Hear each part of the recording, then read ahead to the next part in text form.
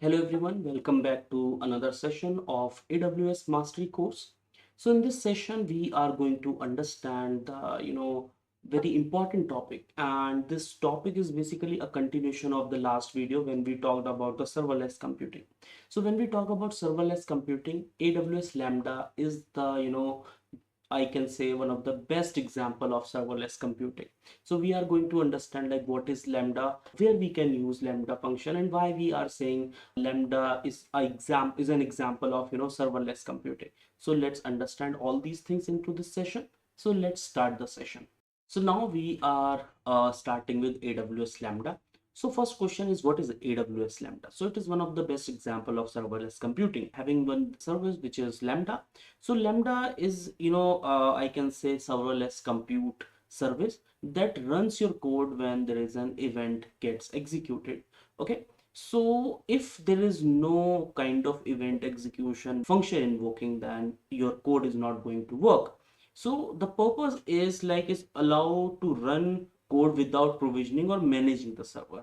Okay, so when there is an execution or when like we are having lots of event handling things over here, we are having lots of triggers. So when something gets triggered, when the condition gets triggered, whatever we are using, the code is going to get work. Okay, so this is what we are going to done.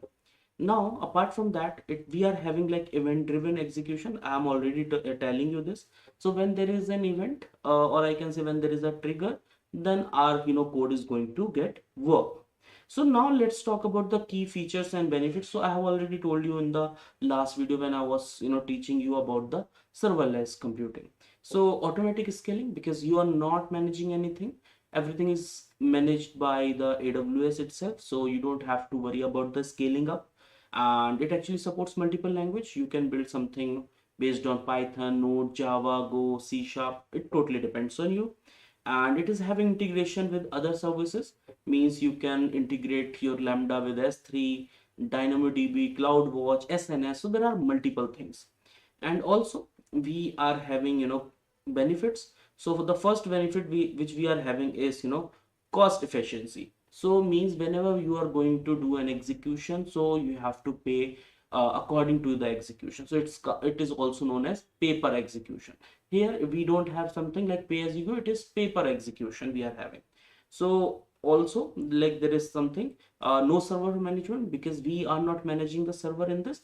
Everything is get managed by AWS itself. So this is why I'm saying this thing again and again, because this is something important which you should need to understand and know.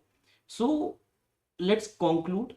AWS Lambda is a perfect example of serverless computing. And AWS Lambda is a service. It actually runs your code when there is an event occur, when there is a trigger or any function gets invoked. So it runs your server, your code, and you have to pay as per your execution, paper execution. And you don't have to worry about the server, like it is being managed by AWS itself. So that is all about Lambda function. So I hope you guys have understood about the AWS Lambda, and you have understood like why this Lambda is an example of serverless computing. So that was all about this session. Let's meet in the next session. Till then, just take care of yourself. Thank you so much.